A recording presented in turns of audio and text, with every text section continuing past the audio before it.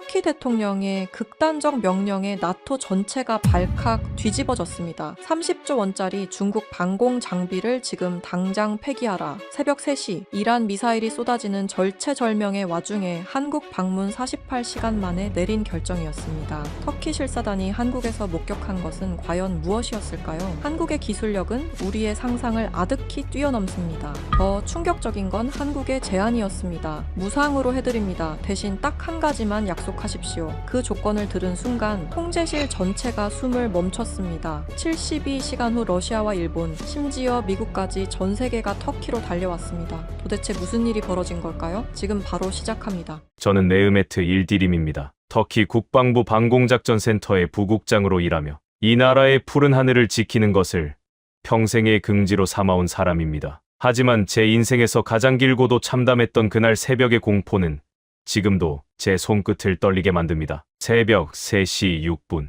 앙카라 지하 깊숙이 자리한 작전 통제실의 고요를 깨뜨린 것은 비명과도 같은 적색 경보음이었습니다. 부국장님, 이란 국경 방면에서 대규모 발사 궤적 포착되었습니다. 방공 분석관 제이넵의 목소리는 평소의 침착함을 완전히 잃고 갈라져 있었습니다. 저는 모니터 앞으로 뛰어갔습니다. 화면에는 수십 개의 붉은 점들이 거대한 파도처럼 우리 국경을 향해 덮쳐오고 있었습니다. 중동의 화약고가 결국 터져버린 것입니다. 미국과 이스라엘의 선제 공습에 분노한 이란이 주변국들을 향해 무차별적인 보복을 시작한 것이었습니다. 발사체 종류 식별에 그리고 즉시 나토 사령부의 교전 승인 요청에 탄도미사일과 자폭 드론 혼합 편성입니다. 예상 도달 시간 10분 남았습니다. 심장이 터질 듯이 뛰었습니다. 하지만 저에게는 믿는 구석이 있었습니다. 지난 3년간 중국이 전략적 파트너십을 강조하며 무상으로 배치해준 HQ-22 방공 시스템이었습니다. 서방 국가들이 보안 문제를 이유로 거세게 반대했지만 우리 정부는 독자 외교의 상징이라며 남동부 국경 전역에 이 시스템을 깔았습니다. 30조 원에 달하는 장비를 단 한 푼의 대가 없이 제공했다는 사실에 국민들은 열광했었죠. HQ-22 전 포대 가동에 요격 미사일 준비, 제 명령과 동시에 오퍼레이터들의 손가락이 바쁘게 움직였습니다. 그런데 이상했습니다. 정상적이라면 초록색으로 빛나야 할 시스템 상태창이 기분 나쁜 오렌지색으로 전멸하기 시작했습니다. 뭐 하는 거야? 당장 가동 안 하고. 안 됩니다. 부국장님, 시스템이 반응하지 않습니다. 원격 인증 오류라고 뜹니다. 제이넵의 얼굴이 창백하게 질렸습니다. 있을 수 없는 일이었습니다. 이 시스템은 우리 군의 독립적인 망으로 운영되어야 했습니다. 저는 즉시 중국 기술지원단의 류아오밍 단장에게 긴급 전화를 걸었습니다. 화면에 나타난 류아오밍의 표정은 국가 비상사태라는 것이 믿기지 않을 정도로 평온했습니다. 류 단장, 지금 우리 시스템이 먹통이야. 당장 해결해. 이란 미사일이 오고 있단 말이야. 그는 천천히 안경을 치켜 올리며 입을 열었습니다. 메흐메트 부국장님, 진정하세요. 기술적 오류가 아닙니다. 베이징 본부에서 잠시 가동 승인을 보류한 것뿐입니다. 보류라고 지금 사람이 죽어나가게 생겼는데 무슨 소리를 하는 거야. 현재 이란과의 분쟁에 우리 장비가 사용되는 것은 중국의 국익에 부합하지 않습니다. 이란은 우리의 소중한 에너지 파트너니까요. 그의 목소리는 차갑고 단호했습니다. 저는 온몸의 피가 거꾸로 솟는 기분이었습니다. 이게 무슨 짓이야. 너희가 무상으로 제공한 장비잖아. 우리 주권이라고 오해하지 마십시오. 우리는 여전히 튀르키예의 친구입니다. 다만 친구라면 마땅히 예의를 지켜야죠. 지금 보내드리는 중국 튀르키예 전략 심화 협정 수정안에 서명하신다면 5초 안에 모든 시스템을 재가동해드리겠습니다. 협정서의 내용은 가히 충격적이었습니다. 향후 50년간 튀르키예 주요 항구의 운영권 양도, 그리고 나토 연합훈련 데이터의 실시간 공유. 이것은 원조가 아니라 나라를 통째로 팔라는 협박이었습니다. 전화를 끊자마자 제이넵이 제 소매를 붙잡고 모니터를 가리켰습니다. 부국장님, 이것 좀 보세요. 시스템 깊숙한 곳에 숨겨져 있던 코드입니다. 그녀가 보여준 화면에는 수만 줄의 데이터가 어디론가 끊임없이 흘러가고 있었습니다. 이게 뭐야? 백도어입니다. 지난 3년간 우리가 나토 동맹국들과 나눈 기밀 정보, 인지르르크 기지의 미군 움직임, 심지어 우리 군의 배치 현황까지 전부 실시간으로 베이징 서버로 전송되고 있었어요. 저는 머리를 한 대 얻어맞은 것 같았습니다. 공짜라는 이름에 덫에 걸려 우리는 지난 3년간 우리 안방을 적에게 통째로 보여주고 있었던 것입니다. 나토의 동남쪽 방패가 아니라 중국의 거대한 스파이 창구 노릇을 하고 있었던 셈이죠. 우리가 나토 동맹국들에게 무슨 짓을 한 거야? 제이넵의 목소리가 공포로 떨리고 있었습니다. 그때 다시 비상벨이 울렸습니다. 나토 패트리어트 포대가 1차 발사체들을 요격했다는 소식이었지만 더 큰 파도가 오고 있었습니다. 이란의 2차 공격. 이번에는 요격이 까다롭기로 소문난 신형 탄도미사일들이었습니다. 나토의 방공망만으로는 튀르키의 영토 전역을 지켜낼 수 없었습니다. 에르도안 대통령은 분노로 책상을 내리치며 결단을 내렸습니다. 중국 놈들의 손길이 닿은 모든 장비를 폐기한다. 하지만 어떻게 이 미사일들을 막아낼 것인가? 미국은 영공 개방을 요구하며 압박하고 러시아는 자기네 무기를 더 사라고 비웃고 있었습니다. 사면 초가의 상황 속에서 한 줄기 희망이 떠오른 것은 의외의 방향에서였습니다. 사실 에르도안 대통령은 이미 며칠 전부터 한 나라와 비밀리에 접촉을 시도하고 있었습니다. UAE에서 이란 미사일을 완벽하게 격추한 데이터가 국방부 내부 채널로 공유된 직후 대통령실은 독자적인 판단으로 그 나라에 긴급 협의를 요청했던 것입니다. 하지만 방공작전센터의 부국장인 저에게까지 그 사실이 전달된 것은 바로 이 순간이었습니다. 제이넵이 조심스럽게 한 장의 보고서를 내밀었습니다. 부국장님, 대통령실에서 방금 내려온 기밀 브리핑입니다. UAE에서 패트리어트도 놓친 신형 발사체를 단 한 발의 오차 없이 잡아낸 나라가 있습니다. 그리고 그 나라와 이미 긴급 협의가 시작되었다고 합니다. 저는 보고서에 적힌 국가의 이름을 보고 눈을 의심했습니다. 그곳은 서방의 거대 무기상들도 전통의 군사 강국도 아니었습니다. 하지만 그 나라의 이름이 나오는 순간 제 뇌리에는 잊고 있었던 오래된 전설 하나가 스치고 지나갔습니다. 우리가 가장 힘들 때 단 한 번도 우리를 배신하지 않았던 동쪽 끝의 나라. 저는 떨리는 손으로 전화기를 들었습니다. 이 선택이 튀르키예의 운명을 영원히 바꿀 것이라는 사실을 그때는 미처 다 알지 못한 채 말입니다. 통제실의 공기는 이제 산소가 부족한 것처럼 느껴질 정도로 무겁게 가라앉았습니다. 기계들이 내뿜는 열기와 수십 명의 대원들이 쏟아내는 거친 호흡이 뒤섞여 목을 죄어왔습니다. 모니터 속 류아오밍 단장의 미소는 그 어느 때보다 섬뜩했습니다. 그 미소 뒤에 숨겨진 것이 무엇인지 너무나 잘 알기에 제 주먹은 하얗게 질릴 정도로 꽉 쥐어져 있었습니다. 류 단장, 당신들이 말하는 친구의 정의가 이런 것입니까? 나라가 불타고 사람들이 죽어가는 상황에서 서명부터 하라니요. 이건 명백한 협박입니다. 제 목소리가 통제실 스피커를 통해 울려 퍼졌습니다. 류아오밍은 여유롭게 찻잔을 들어 올리며 대답했습니다. 메으메트 부국장님, 세상에 공짜는 없다는 것을 누구보다 잘 아시는 분이 왜 이러십니까? 우리가 지난 3년간 당신들의 방공망을 구축하기 위해 쏟아부은 돈이 30조 원입니다. 그 어마어마한 자본과 기술을 아무 대가 없이 줬다고 생각하셨습니까? 우리는 자선단체가 아니라 국가입니다. 투자했으면 회수하는 것이 시장의 논리죠. 그의 말 한마디 한마디가 제 가슴에 대모처럼 박혔습니다. 30조 원. 우리 국민들은 그 숫자에 현혹되어 있었습니다. 동맹국인 미국이 패트리어트 미사일 판매를 두고 까다로운 조건을 내걸 때 중국은 웃으며 손을 내밀었습니다. 아무런 조건도 비용도 필요 없으니 그저 우리 장비를 써주기만 하라고 말이죠. 당시 우리 정부는 그것을 위대한 외교적 승리라고 자찬했습니다. 하지만 그 승리는 오늘 이 순간 우리 국민들의 목숨을 담보로 한 거대한 덫으로 변해 있었습니다. 전략 심화 협정. 이름은 그럴듯하군. 하지만 이건 우리 튀르키예의 손과 발을 다 묶겠다는 뜻 아닙니까? 저는 화면 옆에 띄워진 협정서 초안을 다시 훑었습니다. 그곳에는 차마 입에 담기조차 힘든 조항들이 빼곡했습니다. 지중해의 핵심 항구인 메르신 항의 운영권을 99년간 임대할 것. 마르마라의 주변의 통신 기지국에 대한 무제한 접근권을 허용할 것. 그리고 가장 치명적인 것.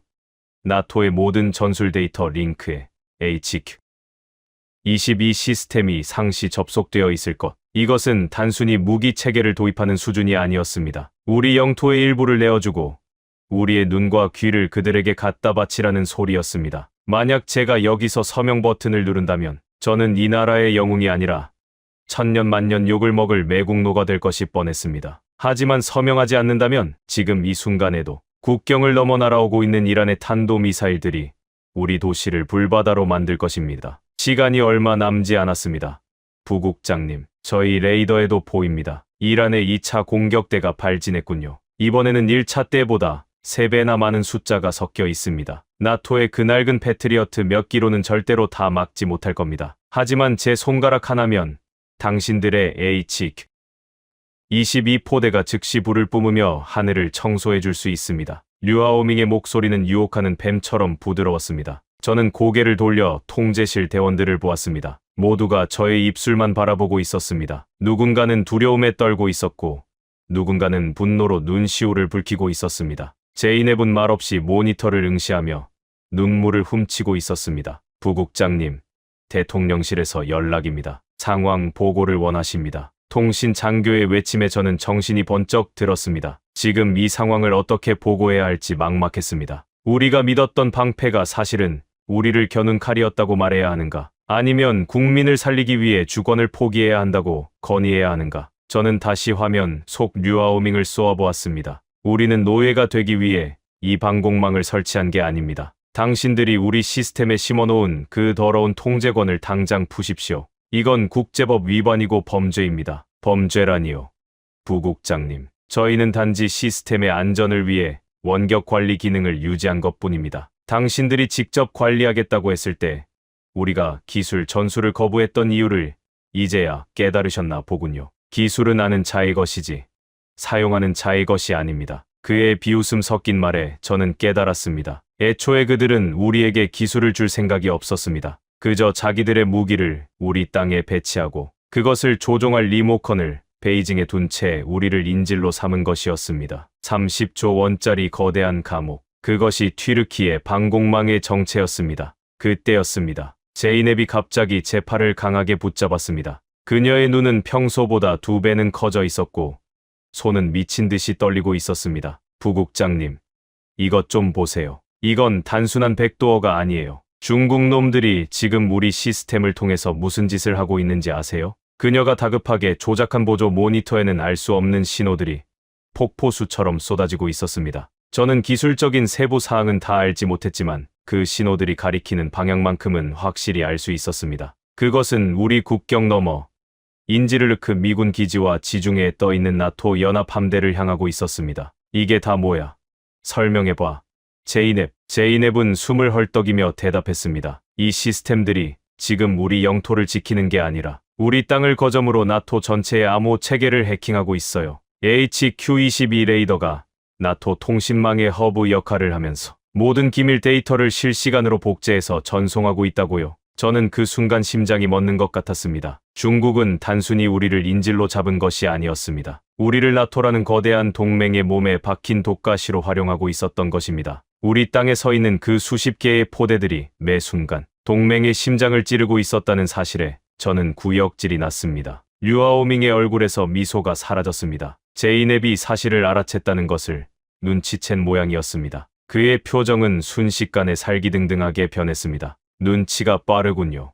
분석관. 하지만 알아봤자 뭘 할 수 있겠습니까? 당신들이 우리 시스템의 전원을 강제로 끄는 순간 그 반동으로 튀르키의 전체의 전력망과 통신망이 마비되도록 설계되어 있습니다. 우리는 이미 당신들의 국가 인프라 깊숙이 뿌리를 내렸거든요. 이제 협박은 노골적인 선전포고로 바뀌었습니다. 류아오밍은 시계를 보며 최후 통첩을 던졌습니다. 앞으로 5분 드립니다. 서명하시겠습니까?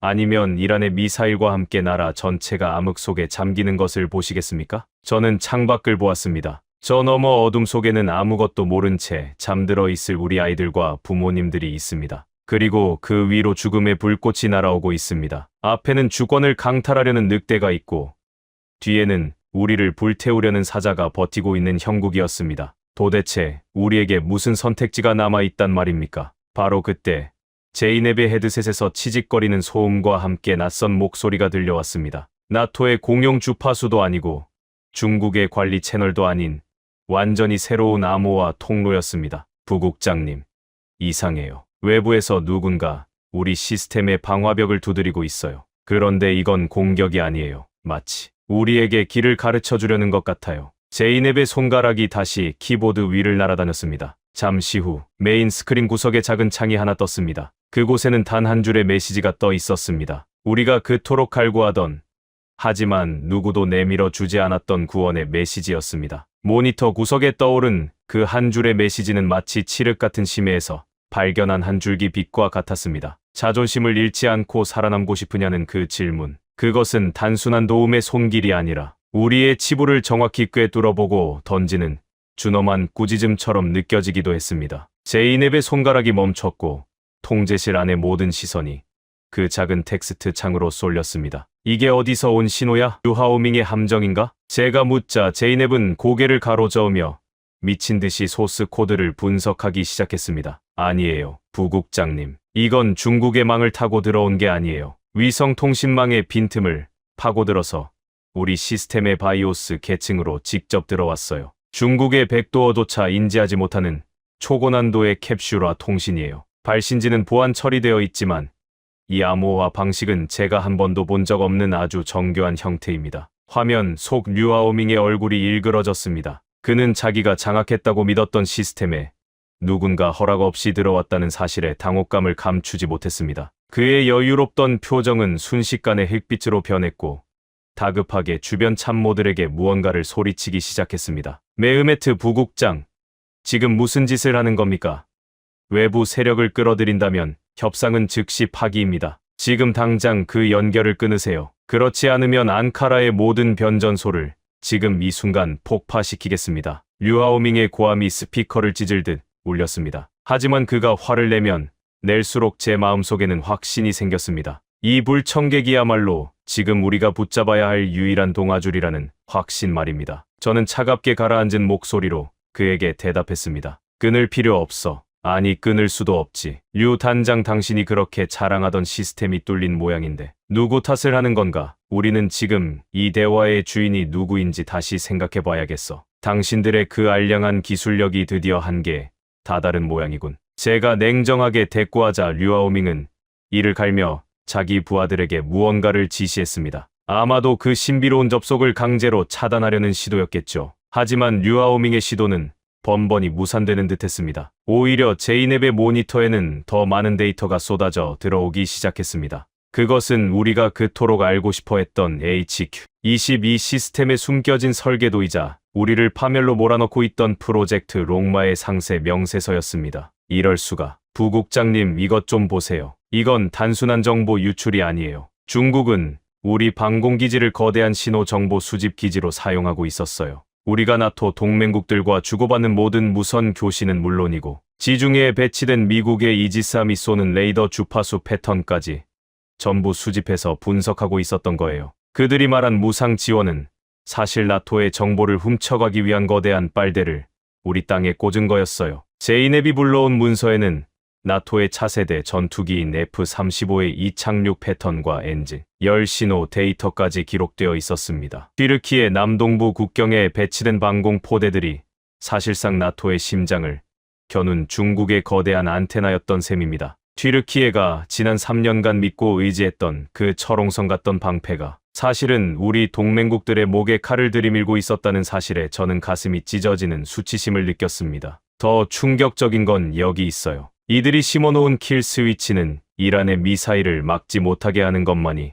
목적이 아니었어요. 만약 우리가 강제로 시스템을 복구하려고 시도하거나 외부의 도움을 받으려 하면 전국에 설치된 중국제 가스 밸브와 전력 제어 장치의 과부하를 걸어서 대규모 폭발을 일으키도록 설계되어 있어요. 말 그대로 이 나라 전체를 언제든 터뜨릴 수 있는 화약고로 만들어 놓은 거예요. 심지어 병원 응급실의 산소 공급 장치 제어권까지 그들이 쥐고 있었어요. 제이넵의 목소리는 분노와 슬픔으로 떨리고 있었습니다. 그녀의 설명이 이어질수록 통제실 안은 무거운 침묵에 잠겼습니다. 우리는 30조 원이라는 돈에 눈이 멀어 독사를 품속에 키우고 있었던 것입니다. 중국은 우리에게 무기를 준 것이 아니라 우리의 영토를 자기들의 실험실이자 정보기지로 침탈한 것이었습니다. 화면 속 류아오밍은 이제 본색을 완전히 드러냈습니다.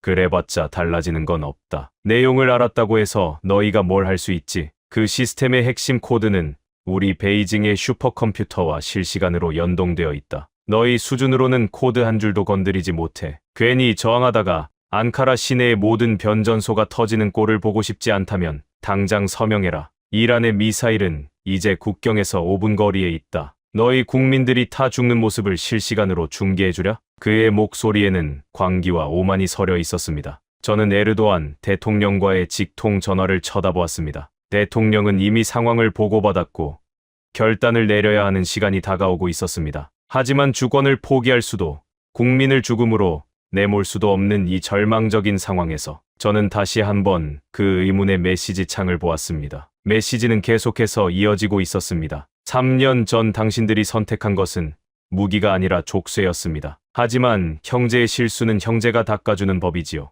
우리가 당신들의 시스템에 접속한 이유는 단 하나입니다. 튀르키예의 하늘이 더 이상 유린당하는 것을 볼 수 없기 때문입니다. 주권을 포기하지 마십시오. 우리가 그 족쇄를 끊어내고 진정한 방패를 선사하겠습니다. 그 문장이 출력되는 순간 제이넵의 키보드에서 빛이 나기 시작했습니다. 시스템 전반에 깔려있던 중국의 붉은 로고들이 하나둘씩 사라지고 그 자리를 정교한 푸른색 격자 무늬가 채워나가기 시작했습니다. 부국장님, 믿을 수 없어요. 외부의 이 신호가 중국의 암호 체계를 실시간으로 무력화하고 있어요. 이 방식을 보세요. 이건 양자 암호 해독 기술이에요. 중국의 슈퍼컴퓨터보다 수만 배는 빠른 속도로 우리 시스템을 정화하고 있다고요. 베이징에서 보내는 파괴 신호들이 중간에서 모두 증발하고 있어요. 제이넵의 외침에 류아오밍의 얼굴은 경악으로 물들었습니다. 이건 불가능해. 이런 기술을 가진 나라는 전 세계에 단 한 곳도 없단 말이다. 미국도 러시아도 이런 속도로 우리 보안망을 뚫지는 못해. 도대체 누구냐? 누구길래 감히 대국의 사업에 끼어드는 거냐?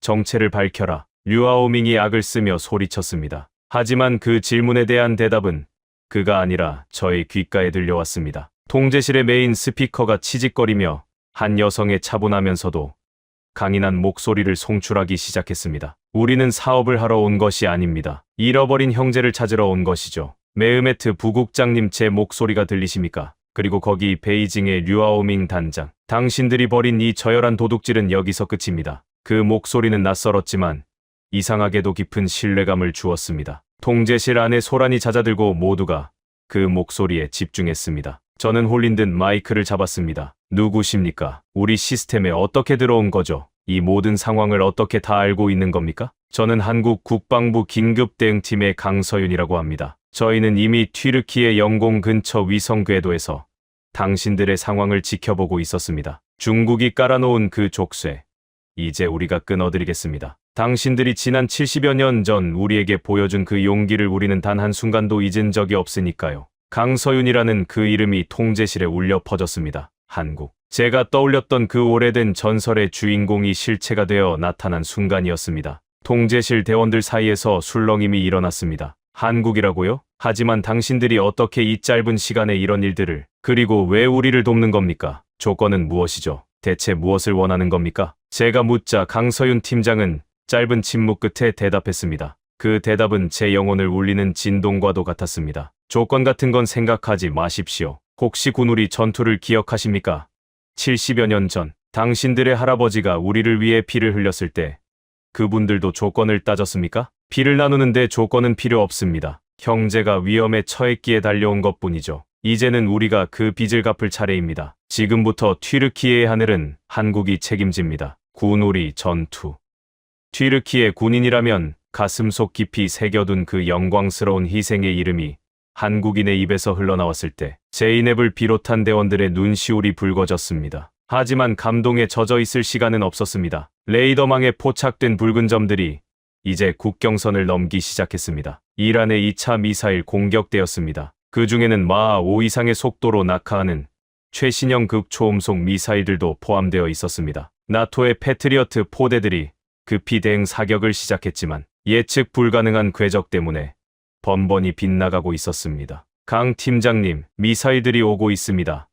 중국 시스템은 여전히 잠겨 있고 우리에겐 시간이 없습니다. 이대로라면 3분 뒤에 주요 도시들이 타격받습니다. 제가 다급하게 외치자 강서윤 팀장은 침착하게 명령을 내렸습니다. 걱정 마십시오. 지금부터 튀르키예의 하늘은 한국이 책임집니다. 제이넵 분석관님, 지금 전송해드리는 아리랑 쉴드 실행 파일을 승인하십시오. 중국의 백도어를 역류시켜 그들의 킬 스위치를 무력화하고 우리의 천궁 체계와 연동하겠습니다. 하드웨어는 중국의 것을 쓰되 그 뇌는 한국의 것으로 교체하겠습니다. 제이넵이 망설임 없이 승인 버튼을 눌렀습니다. 그 순간 통제실의 화면 한편에 중국의 킬 스위치가 하나둘씩 비활성화되는 현황이 실시간으로 표시되기 시작했습니다. 전력망 과부하 명령, 가스 밸브 제어 신호, 병원 장비 차단 코드들이 차례로 무력화되어 갔습니다. 동시에 류아오밍의 비명이 스피커를 통해 울려 퍼졌습니다. 불가능하다. 이런 속도로 우리 시스템을 해체할 수 있는 기술은 존재하지 않아. 하지만 그의 비명은 이내 끊겼고 화면에서 중국의 원격 접속 표시가 완전히 사라졌습니다. 그리고 그 자리에 튀르키예 전역의 지도가 입체적으로 펼쳐졌습니다. 그 위로 파란색 아이콘들이 하나둘씩 나타나기 시작했습니다. 하지만 아직 기뻐하기에는 일렀습니다. 중국의 원격 접속이 차단되기 직전 그들이 이미 이란 측에 넘겨놓은 우리 방공망의 주파수 데이터가 있었기 때문입니다. 그 데이터를 이용한 이란의 진짜 반격은 아직 시작도 되지 않았습니다. 강서윤 팀장이 다음으로 꺼낸 카드는 중국뿐만 아니라 전 세계를 경악하게 만들 내용이었으니까요. 류하오밍의 원격 접속이 차단된 직후 작전 통제실의 메인 스크린은 이전과는 전혀 다른 인터페이스로 전환되었습니다. 중국이 심어놓은 붉은색 노이즈들이 비명도 지르지 못한 채 삭제되고 그 자리를 채운 것은 극도로 정제된 한국의 아리랑 쉴드 인터페이스였습니다. 모든 정보는 직관적이었고 반응 속도는 우리가 이전에 경험했던 HQ-22 시스템과는 비교조차 할 수 없을 정도로 빨랐습니다. 말도 안 돼. 부국장님,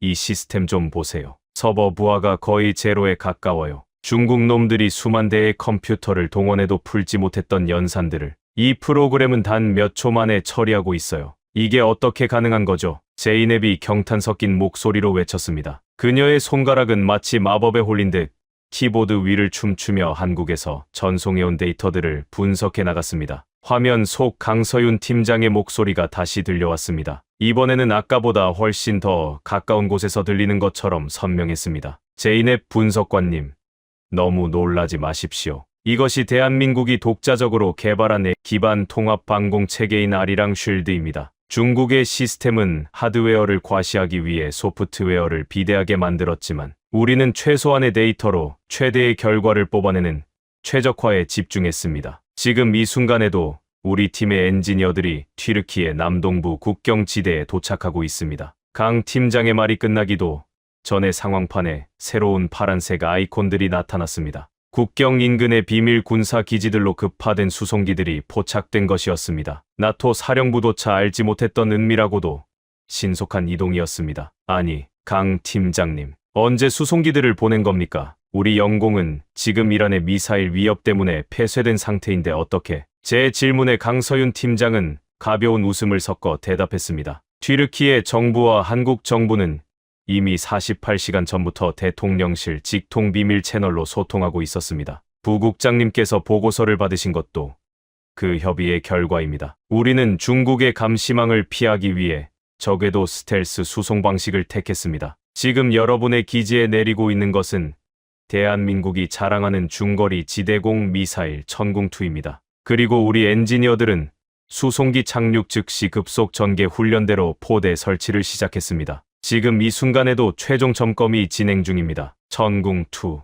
UAE에서 이미 그 성능을 입증하며 전 세계 방산 시장을 뒤흔들었던 그 무기가 지금 우리 땅에 발을 내디뎠다는 소리에 저는 전율했습니다. 패트리어트보다 작고 가벼우면서도 요격률은 훨씬 높으며 무엇보다 어떤 환경에서도 즉각적인 가동이 가능하다는 그 전설적인 방패가 말입니다. 그때였습니다. 화면 한쪽에서 다시 적색 경보가 울렸습니다. 이란의 2차 공격대가 우리 국경을 넘어서기 시작한 것입니다. 이번에는 단순한 드론이 아니었습니다. 마하 6의 속도로 낙하하며 궤도를 자유자재로 바꾸는 최신형 극초음속 미사일 3발이 섞여 있었습니다. 부국장님, 2차 공격대 진입했습니다. 나토 패트리어트 포대가 조준을 시도하지만 극초음속 미사일의 궤적을 잡지 못하고 있어요. 이대로라면 5분 뒤에 아다나 시내가 타격권에 들어옵니다. 제이넵의 보고에 제 가슴은 다시 타들어 가기 시작했습니다. 하지만 강서윤 팀장의 목소리는 여전히 흔들림이 없었습니다. 메흐메트 부국장님, 제 목소리를 들으세요. 지금 당장 HQ-22의 모든 레이더, 권한을 아리랑 쉴드에 위임하십시오. 하드웨어는 중국의 것을 쓰되 그 두뇌는 한국의 것으로 교체하는 작업이 이미 진행 중입니다. 그게 가능합니까? 류하오밍이 강제로 건드리면 전력망이 터진다고 협박했는데 킬 스위치는 이미 무력화되었습니다. 아까 승인하신 아리랑 쉴드가 중국의 백도어를 역류시켜서 그들이 설치한 모든 파괴 장치를 비활성화했습니다. 이제 안심하셔도 됩니다. 제이넵 분석관님, 연동 패치를 실행하세요. 3, 2, 1, 실행. 제이넵이 떨리는 손으로 엔터 키를 눌렀습니다. 그 순간 통제실의 화면에는 믿을 수 없는 수치들이 나열되었습니다. HQ-22의 레이더가 한국의 AI와 연동되면서 성능이 폭발적으로 향상되기 시작한 것입니다. 성공이에요. 부국장님, 이제 HQ-22의 레이더가 완전히 우리 통제하에 들어왔습니다. 아니, 이건 단순한 복구가 아니에요. 한국의 AI가 우리 레이더의 성능을 강제로 끌어올리고 있어요.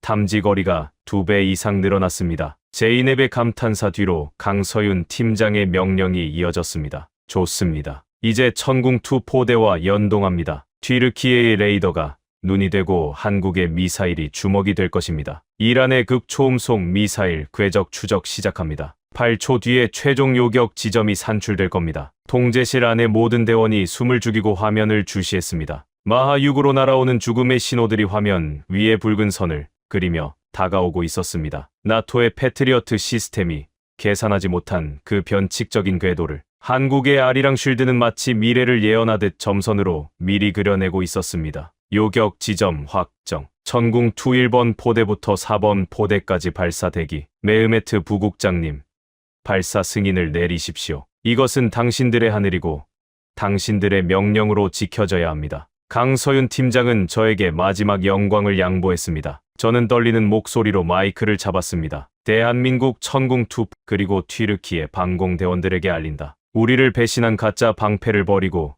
이제 진정한 형제의 칼을 뽑는다. 모든 표적에 대해 발사를 승인한다. 지금 당장 우리 하늘을 더럽히는 저 불꽃들을 제거하라. 제 말이 끝나기가 무섭게 튀르키예 남동부 국경지대에서 거대한 불꽃들이 솟구쳐 올랐습니다. 수직으로 발사된 천궁2 미사일들은 공중에서 방향을 틀어 이란의 미사일들을 향해 맹렬하게 돌진했습니다. 그 속도는 마치 분노한 독수리가 사냥감을 낚아채는 것처럼 빠르고 정확했습니다. 하는 소리가 이곳 앙카라까지 들리는 듯한 착각이 들 정도로 화면 속에서는 거대한 폭발이 연이어 일어났습니다. 나토의 장비들이 단 한 발도 맞추지 못했던 그 악명 높은 미사일들이 한국의 기술 앞에서 맥없이 분해되어 사라졌습니다. 전략 요격 성공, 단 한 발의 예외도 없습니다. 아다나 시내로 향하던 탄도미사일들도 모두 공중에서 파괴되었습니다. 통제실 안은 환호성으로 가득 찼습니다. 대원들은 서로를 껴안으며 눈물을 흘렸고 제이넵은 모니터 앞에 주저앉아 기쁨의 미소를 지었습니다. 하지만 저는 아직 안심할 수 없었습니다. 중국이 차단되기 직전 이란에 넘긴 우리 방공망의 주파수 데이터가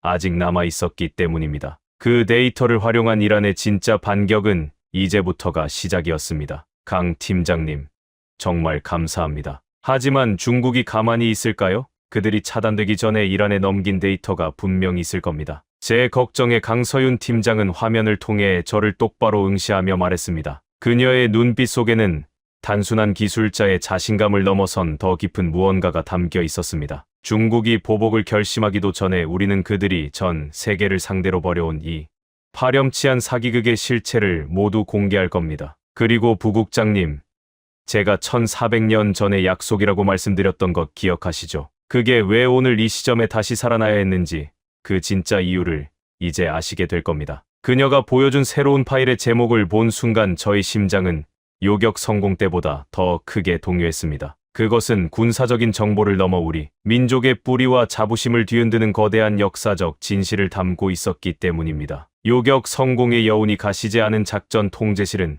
기묘한 정적에 휩싸였습니다. 방금 전까지 죽음의 공포가 지배하던 공간이라고는 믿기지 않을 만큼 평화로운 정적이었습니다. 하지만 그 정적은 안도감이 아니라 우리가 방금 목격한 그 압도적인 기술의 실체에 대한 경외심에서 비롯된 것이었습니다. 제이넵은 여전히 모니터 앞에 멍하니 앉아 화면에 남은 파란색 궤적들을 바라보고 있었습니다. 부국장님, 이건 단순한 요격이 아니에요. 천궁2 미사일이 발사되고 목표물에 닿기까지의 모든 과정이 마치 하나의 정교한 알고리즘처럼 완벽했어요. 단 한 치의 오차도, 단 한순간의 망설임도 없는 기계적인 완벽함. 그런데 그 안에 흐르는 논리는 차가운 기계의 것이 아니라 마치 소중한 것을 지키려는 인간의 의지처럼 느껴져요. 제이넵의 말에 저는 고개를 끄덕였습니다. 저 역시 같은 것을 느꼈기 때문입니다. 중국의 시스템이 우리를 감시하고 억압하려 했다면 한국의 아리랑 쉴드는 우리를 감싸 안고 보호하려 했습니다. 저는 다시 마이크를 잡고 화면 속 강서윤 팀장을 불렀습니다. 그녀는 여전히 차분한 모습으로 우리를 지켜보고 있었습니다. 강 팀장님, 다시 한번 감사드립니다. 하지만 여전히 궁금한 것이 있습니다. 왜 대한민국은 이런 위험을 감수하면서까지 우리를 돕는 것입니까? 단순히 무기를 팔기 위해서라면 이런 식으로 비밀리에, 그것도 무상에 가까운 조건으로 팀을 보내지는 않았을 텐데요. 당신들이 말하는 그 빚이라는 것이 무엇인지, 그 진짜 의미가 무엇인지 알고 싶습니다. 제 질문에 강서윤 팀장은 잠시 눈을 감았다가 떴습니다. 그녀의 눈빛에는 수천 년의 세월을 간직한 듯한 깊은 울림이 있었습니다. 메흐메트 부국장님, 튀르키예 사람들에게는 아주 오래된 전설이 하나 있지요. 바로 잿빛 늑대의 전설 말입니다. 고난에 처한 민족을 이끌고 새로운 땅으로 나아갔던 그 강인한 의지. 그런데 혹시 아십니까?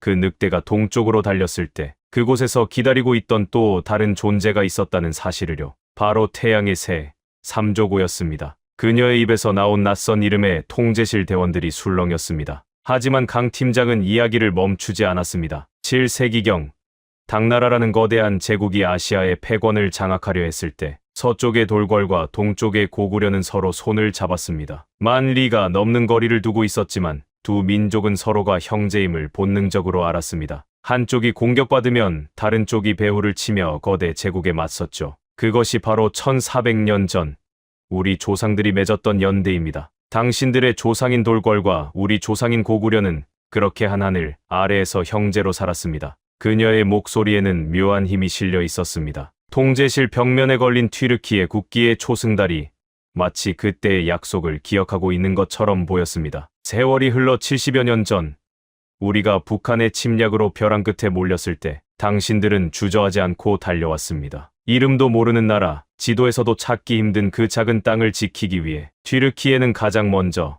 가장 용감하게 달려온 나라 중 하나였습니다. 특히 군우리 전투에서 당신들의 할아버지들은 퇴각하는 아군을 지키기 위해 중공군의 파상 공세를 온몸으로 막아냈습니다. 그때 흘린 선혈이 오늘날 대한민국의 자유를 만들었습니다. 그러니 우리가 지금 여기 있는 것은 새로운 일이 아닙니다. 단지 1400년을 이어온 약속을 지키고 70여 년 전의 은혜를 갚으러 온 것뿐입니다. 강 팀장의 이야기가 끝나자 통제실 안은 숙연해졌습니다. 단순한 군사 기술 협력이 아니라 역사라는 거대한 강물 속에서 다시 만난 형제들의 서사.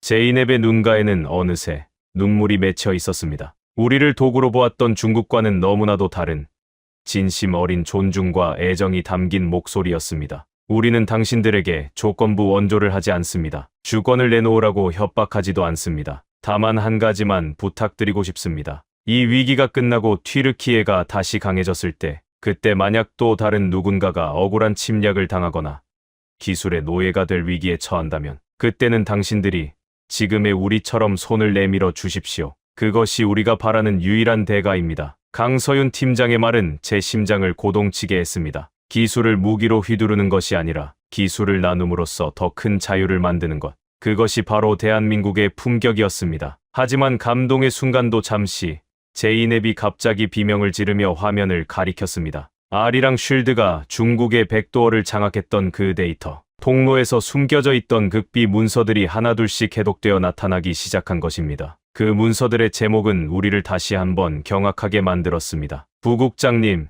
이것 좀 보세요. 프로젝트 디지털 드래곤의 세부 실행 계획서예요. 이건 단순히 정보 수집이 아니었어요. 중국은 우리 튀르키예의 정체성 자체를 지우려 하고 있었어요. 제이넵이 불러온 문서에는 믿기 힘든 내용들이 적혀 있었습니다. 디지털 실크로드라는 명분 아래 튀르키예의 교과서 시스템을 개편하여 고대 돌궐의 역사를 중화 문명의 하위 문화로 편입시키는 계획, 유전자 정보를 분석하여 특정 성향의 인물들을 걸러내는 알고리즘, 심지어는 국가 비상사태 시 튀르키예의 모든 미사일을 아군인 나토군을 향해 발사하게 만드는 반전 명령 코드까지 심어져 있었습니다. 이럴 수가. 그들은 우리를 지켜주는 척하면서 우리의 손에 우리 형제를 죽일 칼을 쥐어주고 있었던 거야. 저는 분노로 몸을 떨었습니다. 중국이 무상 지원이라는 이름으로 베푼 친절은 사실 튀르키예라는 국가를 완벽하게 분해하고 재조립하여 자기들의 부속품으로 만들려는 거대한 음모였습니다. 강서윤 팀장의 표정도 굳어졌습니다. 그녀 역시 이 정도의 진실이 숨겨져 있을 줄은 몰랐던 모양입니다. 메흐메트 부국장님,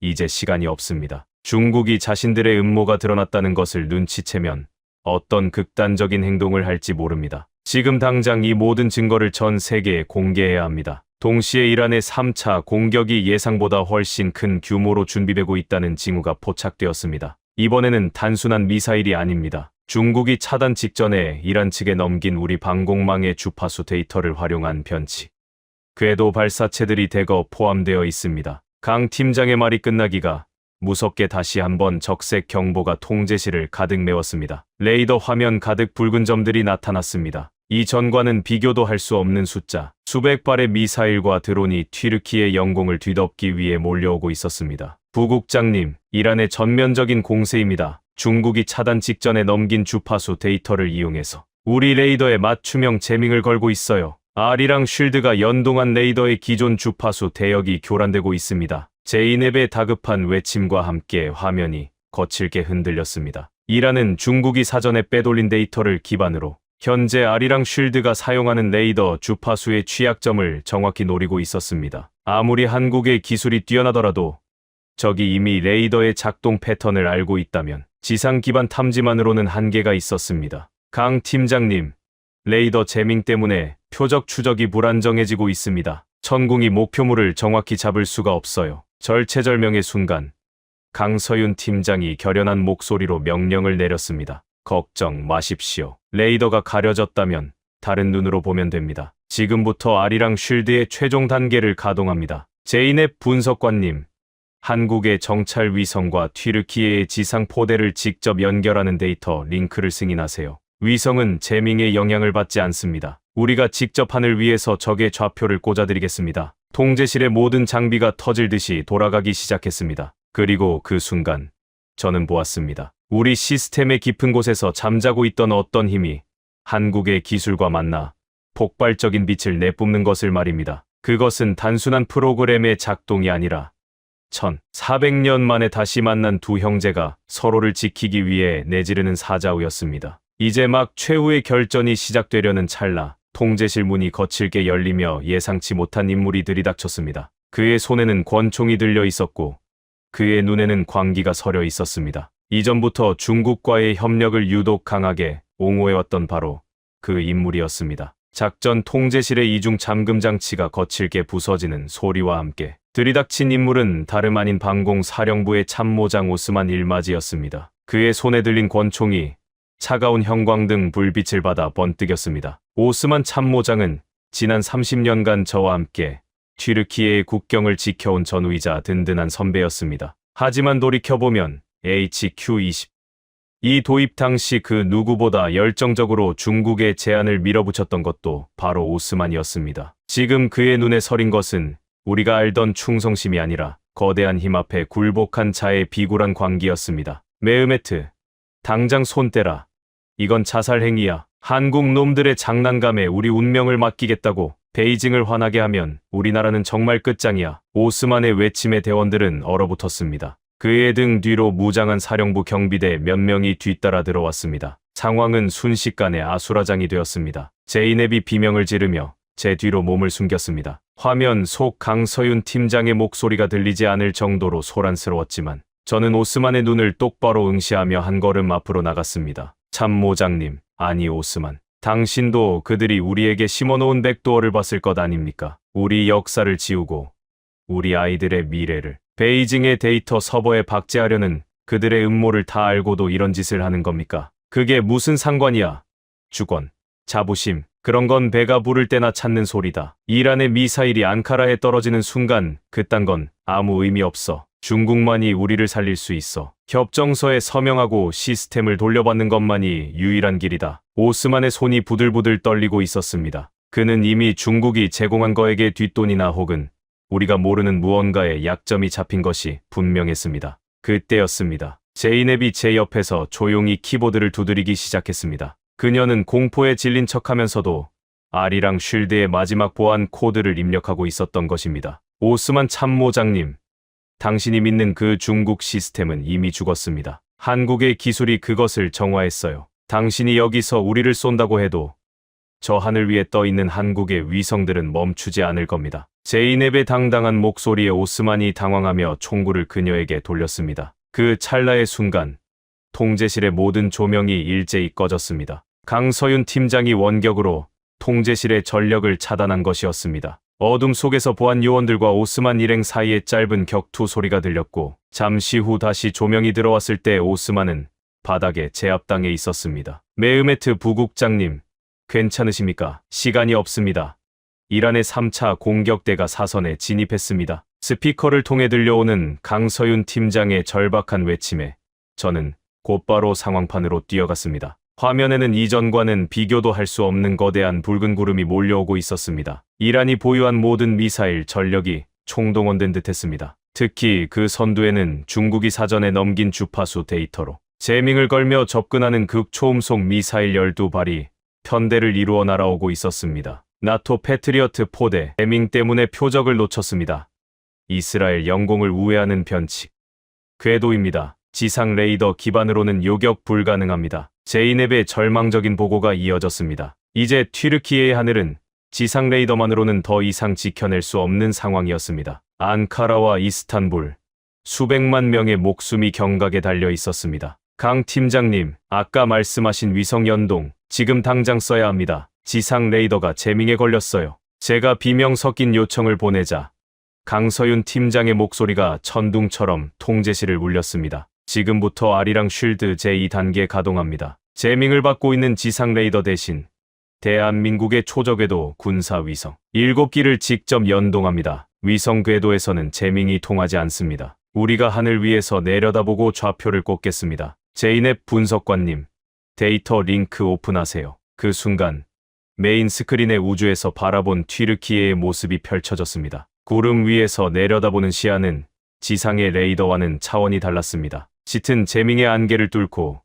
이란의 미사일 궤적들이 선명한 형광색으로 드러나기 시작했습니다. 표적 식별 완료. 극초음속 미사일 12발, 탄도미사일 40발, 자폭 드론 100여 대. 아리랑 쉴드가 최적의 요격 순위를 산출합니다. 천궁2 모든 포대, 수직 발사 대기. 강 팀장의 명령과 동시에 국경지대에 배치된 한국의 천궁2 포대들이 일제히 고개를 들었습니다. 화면 구석에는 나토 사령부의 장군들이 경악한 표정으로 이 광경을 지켜보는 화상 통화창이 떠 있었습니다. 미국조차 시도하지 못한 위성대 지상통합 요격 작전이 한국의 주도로 시작된 것입니다. 요격까지 8초. 지금입니다. 발사. 저의 외침과 함께 튀르키예의 대지가 흔들렸습니다. 수십 발의 천궁2 미사일이 밤하늘을 가르며 솟구쳐 올랐습니다. 그것은 단순한 무기가 아니라 70여 년 전 우리를 지켜준 형제들에게 보내는 보답의 불꽃이었습니다. 마하6으로 날아오는 이란의 미사일들이 뱀처럼 궤적을 꼬며 회피 기동을 시도했습니다. 하지만 한국의 AI는 위성의 눈으로 그 모든 변수를 실시간으로 계산하고 있었습니다. 8초. 누군가에게는 눈 한 번 깜빡일 짧은 시간이었지만 우리에게는 영원과도 같은 시간이었습니다. 첫 번째 폭발이 하늘에서 일어났습니다. 이어지는 두 번째, 세 번째, 그리고 12번째까지 나토의 패트리어트가 단 한 발도 맞추지 못했던 극초음속 미사일들이 한국의 천궁2와 충돌하며 밤하늘을 수놓는 거대한 불꽃놀이로 변했습니다. 전략 요격 12발 모두 파괴되었습니다. 후속 탄도미사일들도 천궁의 사거리 내로 진입했습니다.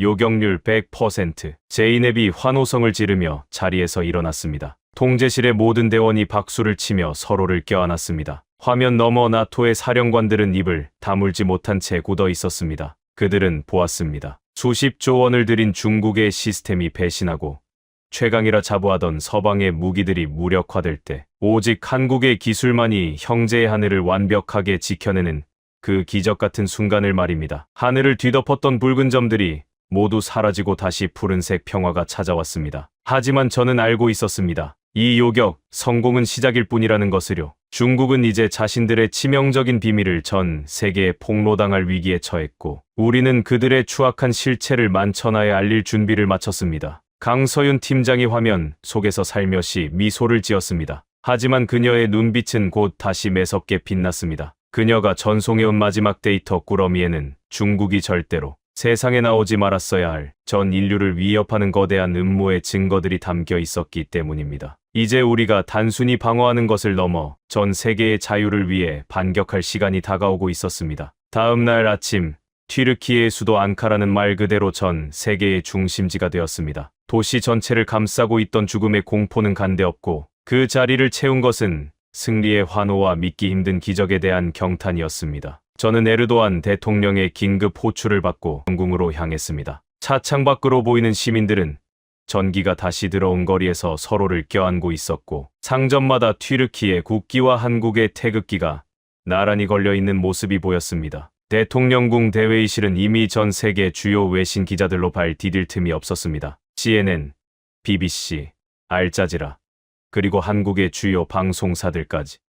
수백 개의 카메라 렌즈가 연단을 향해 있었습니다. 저는 대통령의 뒤에 서서 제이넵이 밤새 정리한 자료들을 다시 한번 점검했습니다. 이것은 단순히 전쟁의 승리를 알리는 자리가 아니었습니다. 수십 년간 전 세계를 기만해온 거대 세력의 추악한 가면을 벗기는 역사의 현장이었습니다. 대통령이 엄중한 목소리로 연설을 시작했습니다. 존경하는 튀르키예 국민 여러분, 그리고 국제사회 여러분, 어제 우리는 우리 하늘에서 벌어진 전대미문의 침략을 목격했습니다. 하지만 그보다 더 충격적인 것은 우리를 지켜주겠다고 약속하며 30조 원의 장비를 무상으로 깔아주었던 자들이 정작 우리가 가장 위험할 때 우리의 눈과 귀를 멀게 하고 우리를 인질로 잡았다는 사실입니다. 대통령의 신호에 따라 제이넵이 메인 스크린에 프로젝트 디지털 드래곤의 실체를 띄웠습니다. 화면에는 중국의 백도어가 나토의 기밀을 어떻게 실시간으로 복제했는지, 튀르키예의 국가 전력망에 어떤 식으로 원격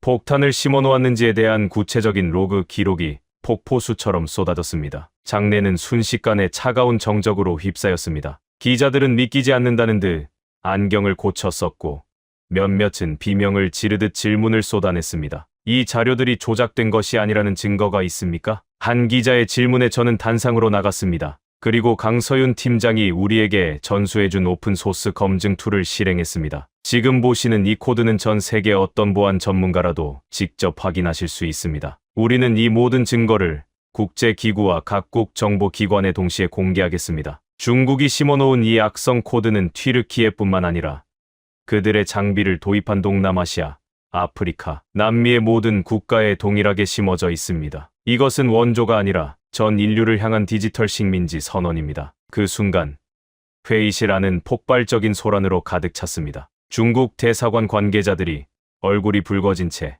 자리를 박차고 나가는 모습이 전 세계로 생중계되었습니다. 하지만 더 놀라운 발표가 이어졌습니다. 이 절망적인 상황에서 우리를 구한 것은 대한민국이었습니다. 그들은 아무런 대가도 요구하지 않았습니다. 항구 운영권도 통신망 접근권도 원하지 않았습니다. 오직 형제가 위험에 처했다는 이유 하나만으로 자신들의 최첨단 기술인 천궁2와 아리랑 쉴드를 전격 투입했습니다. 나토의 패트리어트조차 놓친 극초음속 미사일을 한국의 기술은 단 8초 만에 예언하듯 요격해냈습니다. 대통령의 말이 끝나자 회의실 뒤편에서 지켜보던 나토 사령부의 장군들이 일제히 기립박수를 보내기 시작했습니다. 그들은 어제 통제실에서 보았던 그 경이로운 8초를 결코 잊지 못할 것입니다. 한국의 기술은 단순히 무기가 강한 것이 아니었습니다. 그 무기를 운용하는 철학이 사람을 살리고 자유를 수호하는 것에 맞춰져 있다는 점이 그들을 감동시킨 것이었습니다. 기자회견이 끝나고 저는 조용한 집무실에서 강서윤 팀장과 마지막 화상 통화를 연결했습니다. 화면 속 강 팀장은 이제야 무거운 짐을 내려놓은 듯 인자한 누나와 같은 미소를 짓고 있었습니다. 그녀의 등 뒤로는 튀르키예 국경기지에서 철수 준비를 하는 한국 엔지니어들의 모습이 보였습니다. 강 팀장님, 이제 전 세계가 대한민국을 주목하고 있습니다. 폴란드, 이집트, 그리고 동남아시아의 여러 나라 정부에서 우리에게 연락이 오고 있어요. 한국의 시스템을 도입하고 싶다고, 중국의 족쇄에서 벗어날 수 있게 도와달라고 말입니다. 제 말에 강 팀장은 겸손하게 고개를 숙였습니다. 우리가 한 일은 그저 불을 밝힌 것뿐입니다. 그 불을 보고 어둠 속에서 걸어 나오는 것은 각 나라의 몫이죠. 메흐메트 부국장님, 이제 튀르키예는 새로운 실크로드의 중심이 될 것입니다. 독점이 아닌 공유의 길, 지배가 아닌 협력의 길 말입니다. 강 팀장님, 당신이 말한 1400년 전의 약속, 이제야 그 의미를 온전히 이해할 것 같습니다. 우리는 단순히 피를 나눈 형제가 아니라 같은 가치를 공유하는 영혼의 동반자였군요. 대한민국이 없었다면 튀르키예의 역사는 어제부로 멈췄을 겁니다. 아닙니다. 부국장님과 튀르키예 대원들의 용기가 없었다면 우리 기술도 힘을 쓰지 못했을 거예요. 형제는 서로를 비추는 거울이니까요. 저희는 이제 돌아갑니다. 하지만 걱정 마십시오. 아리랑 쉴드의 핵심 소스 코드는 튀르키예 엔지니어들에게 모두 전수했습니다. 이제 여러분의 하늘은 여러분의 손으로 직접 지키는 것입니다. 그것이 진정한 기술 이전이었습니다. 중국처럼 사용법만 가르쳐주고 열쇠를 숨기는 것이 아니라 열쇠를 만드는 법 자체를 가르쳐주고 떠나는 것. 저는 그녀의 뒷모습을 보며 뜨거운 눈물을 흘렸습니다. 70여 년 전 우리 할아버지들이 군우리 전투에서 대한민국을 지켰을 때 그들도 이런 마음이었을까요? 내 형제가 다시는 침략자의 발밑에서 신음하지 않기를 바라는 그 간절한 마음 말입니다. 그로부터 며칠 뒤 튀르키예에는 놀라운 변화가 일어났습니다. 중국의 HQ-22 시스템이 서 있던 자리에는 한국과 튀르키예가 공동 제작한 형제의 방패라는 이름의 새로운 포대들이 들어섰습니다. 그리고 튀르키예 전역의 학교에서는 고대 돌궐과 고구려의 연대사를 가르치는 특별 수업이 시작되었습니다. 아이들은 이제 자신들이 누구인지, 누가 진정한 친구인지를 배우며 자라나고 있습니다. 국제사회의 흐름도 바뀌기 시작했습니다. 중국의 1대1로에 대한 의심의 눈초리가 전 세계로 확산되었고 디지털 주권을 지키자는 목소리가 곳곳에서 터져 나왔습니다. 대한민국과 튀르키예는 그 선봉에 섰습니다. 특정 국가의 서버에 모든 것을 맡기는 것이 아니라 각국의 주권을 상호 존중하며 연결되는 새로운 협력의 길. 전 세계 전문가들은 이것을 한국형 기술 민주주의라고 부르기 시작했습니다. 저녁 무렵 저는 제이넵과 함께 앙카라 시내가 한눈에 내려다보이는 언덕에 올랐습니다. 불이 켜진 도시의 야경은 그 어느 때보다 찬란했습니다. 저 불빛 하나하나에 담긴 평온한 일상들이 얼마나 소중한 것인지 우리는 이제 잘 압니다. 부국장님, 강 팀장님이 마지막으로 남긴 메시지가 있어요. 제이넵이 스마트폰을 내밀었습니다. 그곳에는 강서윤 팀장이 쓴 짧은 글귀가 적혀 있었습니다. 꽃은 혼자 피지 않습니다. 바람이 전해주고 벌이 이어주며 무엇보다 비를 함께 맞아준 대지가 있어야 피어납니다. 튀르키예라는 대지가 있어 한국이라는 꽃이 필 수 있었습니다. 영원히 기억하겠습니다. 저는 그 글귀를 읽으며 밤하늘을 올려다보았습니다. 저 멀리 동쪽 끝, 태양이 가장 먼저 뜨는 그곳에서도 누군가 이 밤하늘의 별을 보며 우리를 생각하고 있겠지요. 1400년을 돌아 다시 만난 형제들. 우리의 이야기는 여기서 끝이 아닙니다. 이것은 진정한 자유와 독립을 향해 나아가는 새로운 역사의 서막일 뿐입니다. 여러분, 튀르키예의 하늘에서 펼쳐진 기적 같은 사연, 어떻게 보셨습니까? 1400년의 인연, 포화 속에서 나눈 희생, 그리고 단 8초 만에 세계를 경악시킨 한국의 기술. 작전 후 나토 사령관은 이렇게 말했습니다. 대한민국은 무기를 판 것이 아닙니다. 강대국들이 잊고 있던 신뢰를 보여준 것입니다. 아무도 믿지 않을 때 대한민국은 묵묵히 형제의 곁을 지켰습니다. 그 진심이 마침내 튀르키예의 하늘을 되찾아 주었습니다. 이 이야기가 더 많은 분들에게 닿아야 한다고 느끼셨다면 지금 이 영상을 공유해 주십시오. 구독과 좋아요도 부탁드립니다. 가슴이 뜨거워지신 분, 댓글에 딱 2글자만 남겨주십시오. 형제, 긴 이야기 들어주셔서 감사합니다.